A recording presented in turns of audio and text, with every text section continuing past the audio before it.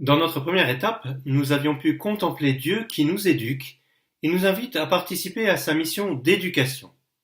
L'évangélisation, c'est une œuvre d'éducation. Et l'éducation est au cœur de l'évangélisation. Quelle belle mission que la mission d'éducateur.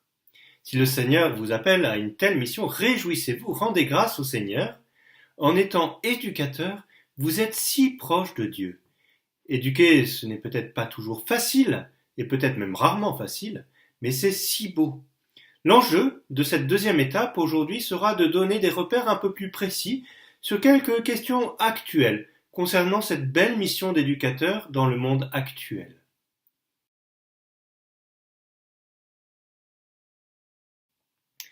Il y a des manières de faire dans l'éducation qui doivent s'adapter à chaque génération, mais il y a aussi quelques principes qui sont immuables, qu'on retrouve toujours, et je voudrais d'abord en relever 5. Premier principe, l'éducation est inscrite dans la nature de l'homme. Nous le voyons bien, l'homme ne naît pas achevé. Le bébé a une nécessité vitale d'être éduqué. Dieu nous crée en nous montrant dès le départ que nous avons besoin d'éducateurs.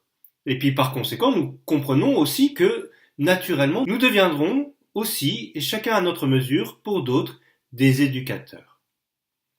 Un deuxième principe, l'éducation a pour objet une personne. C'est vrai qu'en fonction des situations, on s'intéressera de manière privilégiée à un aspect de la personne. Par exemple, à l'école, on s'occupe de son intelligence. Au catéchisme, on s'occupe de sa foi. Dans le sport, on s'occupe de son corps. Mais dans chacun de ces cas, il faut se rappeler que la personne, l'enfant dont il s'agit, est une personne qui a toutes ses composantes. Et lorsqu'on éduque un enfant, on a affaire à toutes les composantes, tous les aspects de cette personne. Un troisième principe, c'est que l'éducation, c'est un art. Ce n'est pas une science exacte. Elle nécessite une bonne dose de discernement pour répondre d'une manière appropriée à des questions toujours nouvelles. Quatrième principe, l'éducation est d'abord une question familiale. Il y aura peut-être des modèles familiaux différents, mais d'une manière ou d'une autre, l'éducation relève d'abord de la famille. Lorsque notre mission d'éducateur se situe en dehors du cercle familial, il est impératif de se rappeler que notre rôle, il se situe toujours en complément du rôle de la famille. Enfin, cinquième principe, l'éducation d'une personne, et en particulier d'un enfant, ne se fait pas sur une île déserte. Un enfant, il grandit dans une famille, dans une société, dans une foi, et tout ça qui le dépasse de très loin. Nous-mêmes, dans notre mission d'éducateur, nous sommes très largement façonnés par ce que nous avons reçu, par la manière dont nous avons nous-mêmes été éduqués.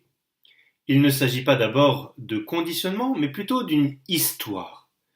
Une personne ne peut jamais se saisir indépendamment de l'histoire dans laquelle elle évolue. Il n'y a pas d'éducation abstraite ou idéale. L'éducation que nous mettons en œuvre doit permettre à un enfant de se situer dans une histoire beaucoup plus vaste que la sienne. L'éducation, elle se vit en lien avec l'éducation simultanée de bien d'autres enfants, mais aussi en lien avec l'éducation des générations passées et dans une certaine mesure même des générations futures. Il y aurait encore beaucoup à développer sur ces fondements de l'éducation. Certains aspects seront repris dans les prochaines étapes, mais nous nous intéressons maintenant à deux aspects spécifiques du monde dans lequel nous vivons aujourd'hui. Un rapport à la connaissance très différent pour les générations actuelles, et ensuite nous verrons un contexte familial fragilisé.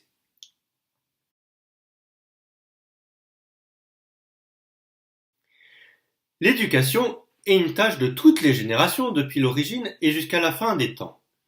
Mais cet art complexe doit pouvoir s'adapter à des générations toujours originales. La première chose sur laquelle je voudrais insister, c'est que je voudrais vous encourager à avoir toujours un regard positif sur le monde dans lequel nous sommes.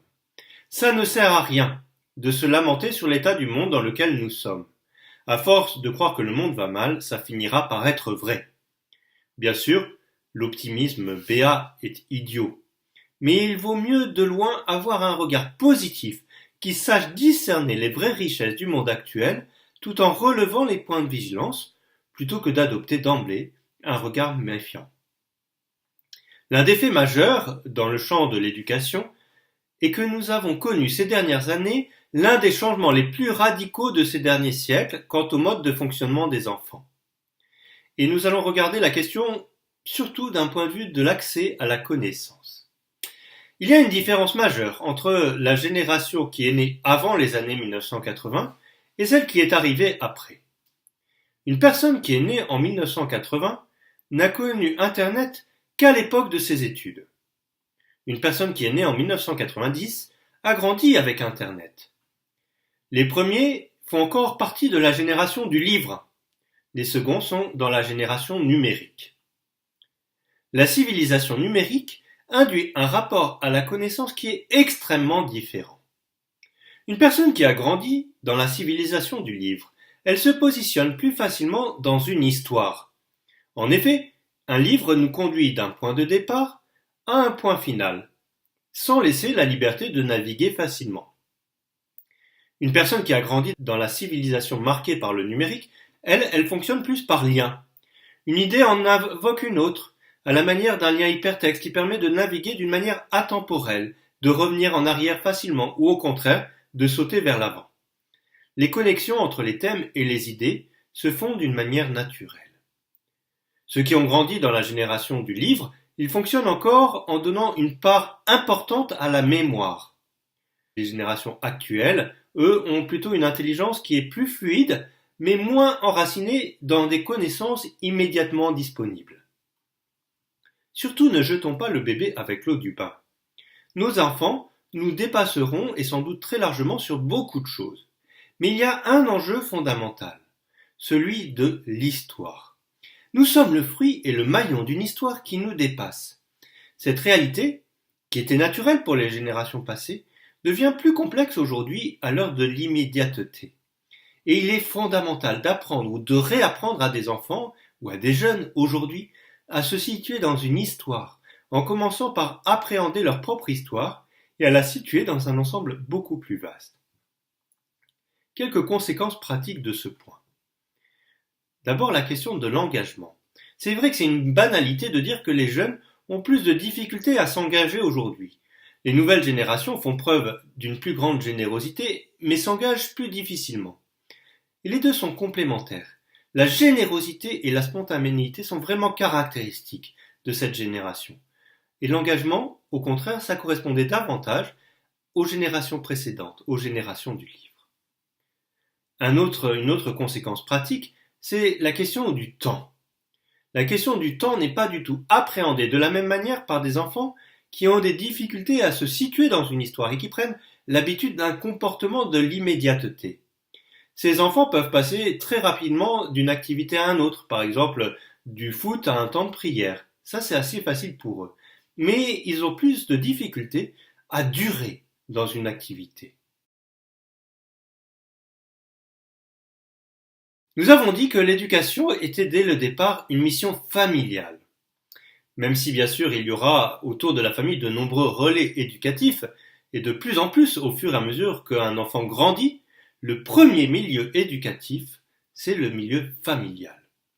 Et dans le contexte occidental actuel, la famille est devenue une réalité très fragile, pour au moins deux raisons. Avant même les attaques modernes qui ont été subies par la famille, il y a un autre phénomène qui a eu des conséquences finalement très importantes, c'est celui de la réduction de la réalité familiale.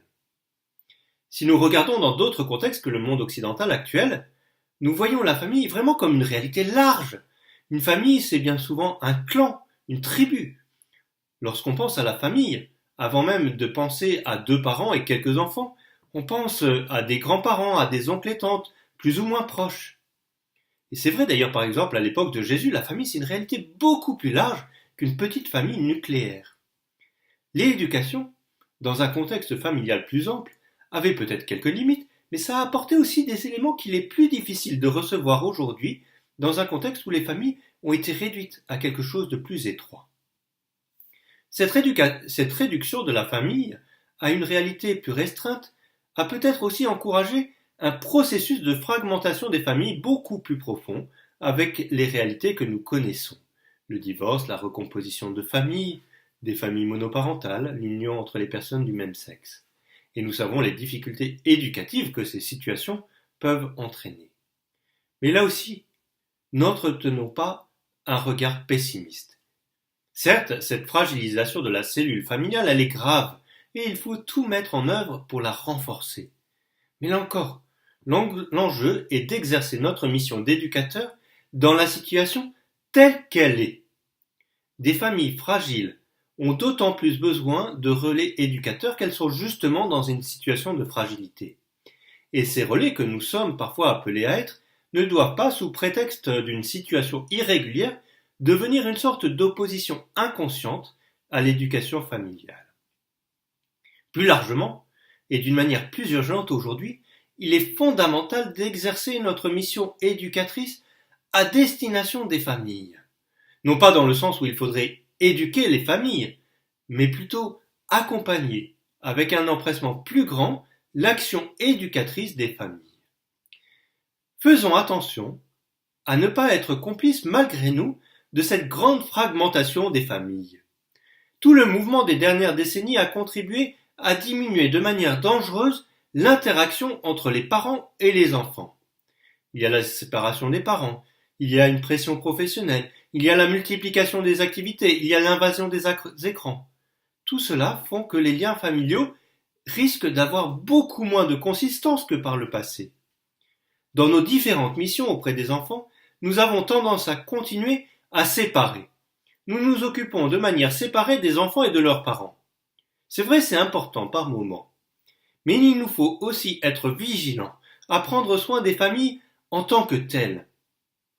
La mission d'éducation, c'est vraiment une mission de soutien des familles avant d'être une responsabilité directe auprès des enfants. Et dans le contexte actuel, il me semble que nous sommes particulièrement invités à prendre soin des familles, et quelle que soit la situation de ces familles.